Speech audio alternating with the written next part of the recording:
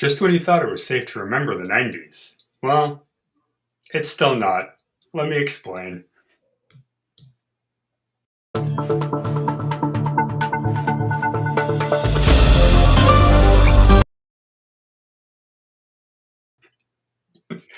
Hello, everybody. My name is Rob. This is my mom, Karen. We're your hosts at Books, Banter, and Beyond. And if you're a 90s kid, or possibly the mother or father of a 90s kid, maybe even 80s, because I think this book has been out for a long time, you'll probably remember this. Not so much for the book, maybe more for the very strange animated film, which I'll explain in a second.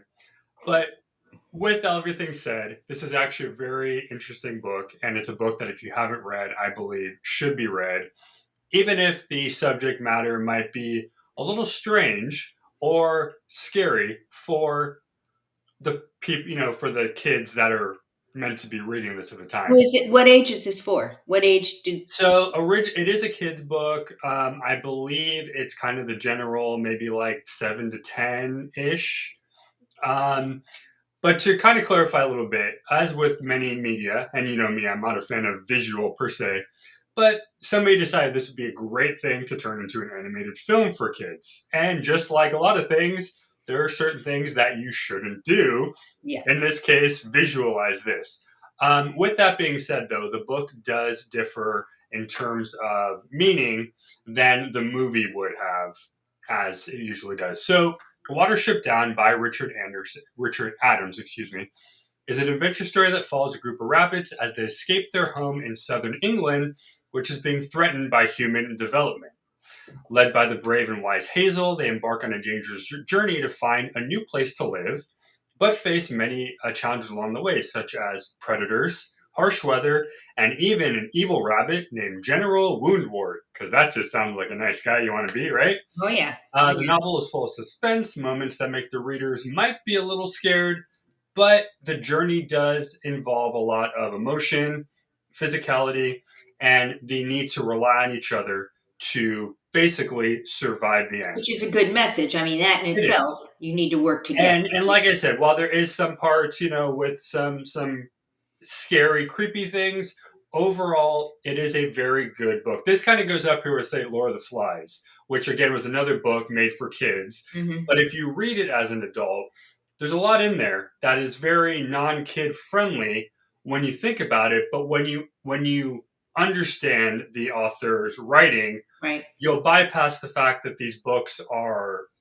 scary, and not scary for the sake of horror, scary for the sake of, oh, Imagination of to thinking and this about. could happen. This is basically a people's journey through the eyes of a different creature. Got it. Um, but yeah, at the end of the day, it is the power of courage, power of friendship, and the power of being able to overcome Right. many obstacles. And you and I talk about a lot off camera as well. The biggest plot line that I love, and I think you do too, is a book that teaches the ability to muscle through Hmm. those things that might be harmful, might be hurtful, might be scary, and you come out the other end in a brand new vision. Basically, your brain has grown, your body has grown, right? So, do you think that this book actually was written with that in mind? Is to help? Um, I know that's your favorite question. I know we always ask that about the author. Um, all I know about this guy is this book. I don't know much about his background, but my guess would be that at the heart of it, when somebody is sitting down to write, they are hoping to Instill the fulfill message. their message Right. of whatever it is. Right. Do they think that it's going to hit as hard as it does? I don't know. I feel like maybe they just kind of they write their story. They hope you get the message, and they hope you enjoy it, right? Um, Well, so why do you think he chose to write this with rabbits as the main characters and not humans? that's a good thought, and I think ever since I've known about this book, it's always been that question. I don't know if there is a exact answer.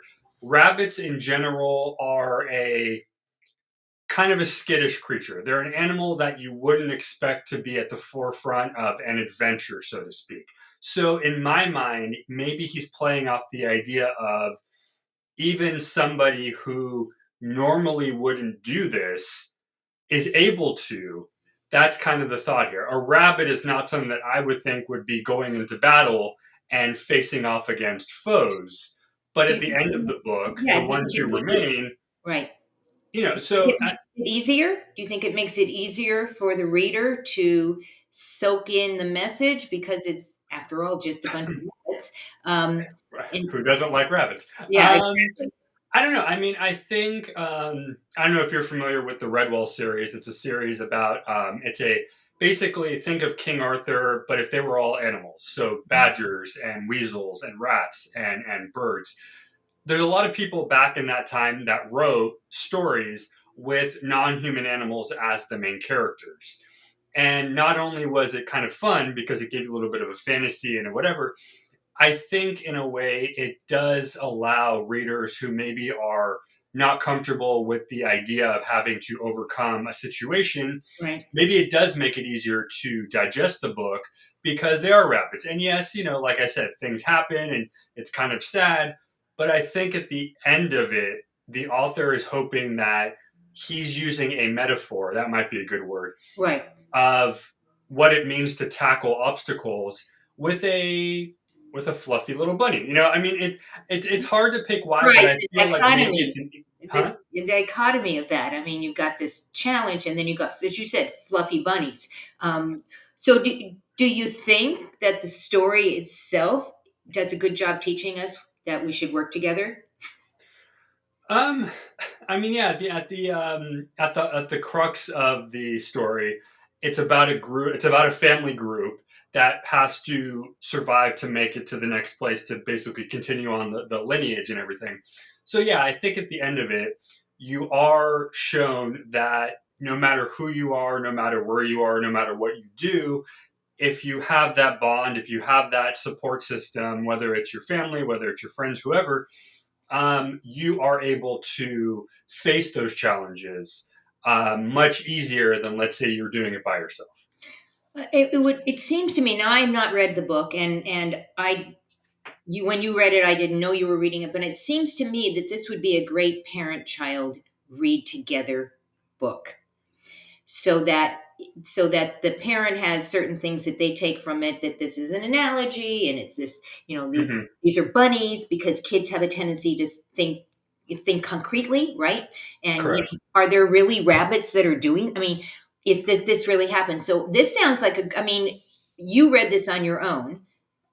This might have been a great parent child book to read together because Yeah, it I mean, I think in terms of lessons, yeah, I would always say, because this is one of those books that maybe the parent might want to read through first, just Mhm. to kind of get an idea. But yeah, I think you're right. I think a book like this would be a good way to, because it's a book written for kids, but it's become a classic that adults read regularly as well. So it really isn't just a kids book at the heart of it; it's an everybody book, right? But I think you're right. I think it's something that if you want to bond over the reading of books, check it out. This might be a good way to do it. And maybe if your kid or you are not book readers regularly, maybe it's a way to kind of slowly get into it as well. Yeah, So I think so. I think so. And you've got lots of adventure books in the Next we do, Chapter yeah. Bookstore.shop. We encourage you to go check out this wonderful bookstore. It's gently used. That means somebody else held it in their hands, and you know how I feel about that. It's like Hmm. history being passed down, legacy being passed down. Go check it out. And when you go to the site, and I was just there the other day, there's categories. Just click on the Yeah. one that interests you. And don't forget to sign up so that when Rob sends out any kind of notifications, events, things like that.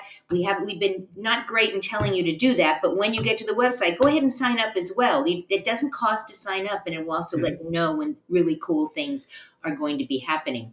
Um, any last thoughts, Rob, about all of this? Um, it was fun yet also disturbing to rehash those traumatic incidents. But I will say, obviously, if anybody's eager to watch, go for it. But I really think this is one of those times where you really want to read the book and just the book, because the author, I think, does a pretty good job at sharing an idea that everybody should know at the heart. Right. And he just happens to use little creatures to help along the way, you know. Well, then we encourage you to go read this book as well as other adventure book. Let us know what your favorite adventure book is. We'd like to know what your favorite adventure book is. Put it in the comments down below. And Rob, we'll see everybody next time on the Yeah. next Books Banter and Beyond. Goodbye, everyone.